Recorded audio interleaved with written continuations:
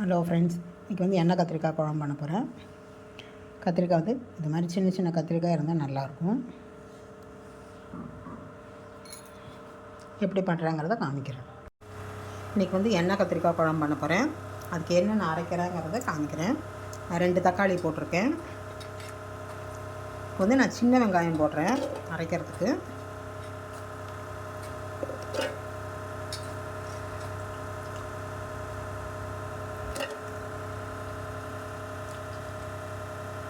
கொஞ்சம் கருவேப்பிலை,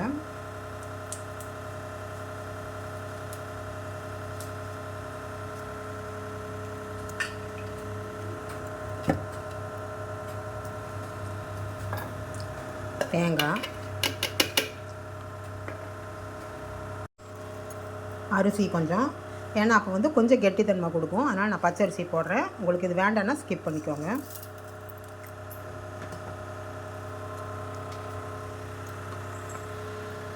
தேங்காய் போட்டிருக்கேன், தக்காளி போட்டிருக்கேன், வெங்காயம் போட்டிருக்கேன். சின்ன வெங்காயம், பெரிய வெங்காயம் வேணுன்னா பெரிய வெங்காயம் போட்டுக்கோங்க.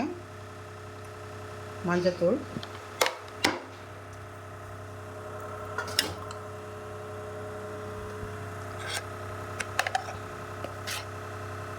நான் வீட்டில் செஞ்ச குழம்பு மிளகாய் தூள்,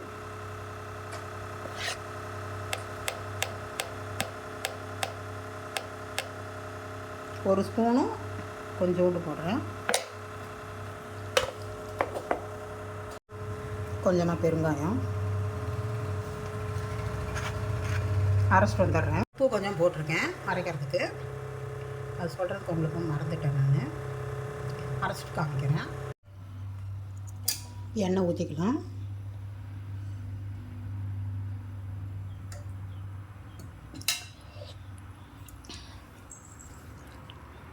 கத்திரிக்காயை வந்து இப்படி கட் பண்ணி பூச்சி இருக்கான்னு செக் பண்ணிவிட்டு தண்ணிக்குள்ளே போட்டிருக்கேன். இல்லைன்னா கருத்து போயிடும். சின்ன கத்திரிக்காய் இருந்தால் தான் நல்லாயிருக்கும்.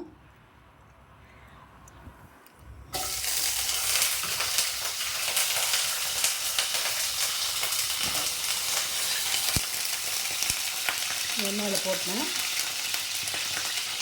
இது கொஞ்சம் 10 நிமிஷம் வேகட்டும். ஒரு 10 நிமிஷம் வேகட்டும். கத்திரிக்காய் ரொம்ப வதங்கணும்னு இல்லை, ஓரளவுக்கு வதங்கிடுச்சு, எடுத்துடலாம்.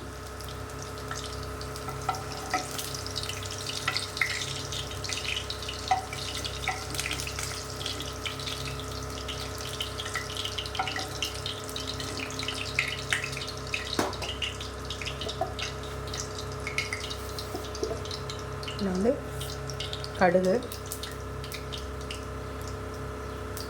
கடுகு நல்லா பொரியட்டும். இதில் வெந்தயம், கருவேப்பிலை போட்டிருக்கேன்.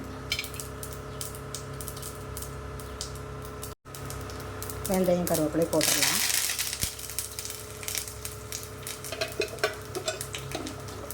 இதில் வந்து சின்ன வெங்காயம், சும்மா ஒரு 10 சின்ன வெங்காயம்,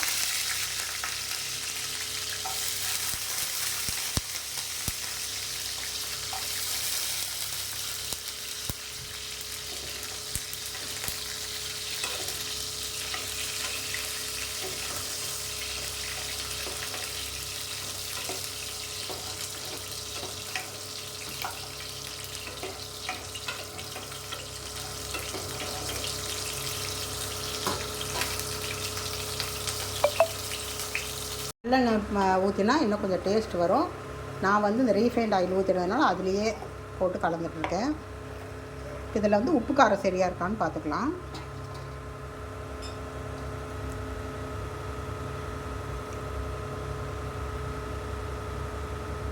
எனக்கு சரியாக இருக்குது. ஒரு கொதி வரட்டும்.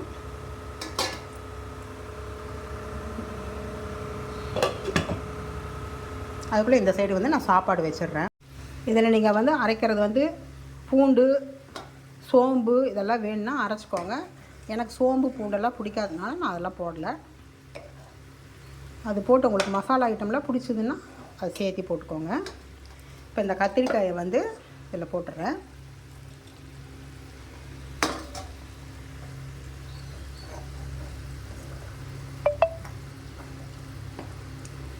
அப்படியே ஒரு 5 நிமிஷம் கொதிக்கட்டும்.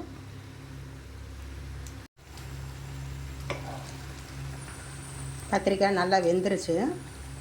உங்களுக்கு இது இப்படி பார்க்க தெரியலனா தொட்டு பாருங்கள், நெசுங்கிடும். நல்லா வெந்திருப்பாருங்க.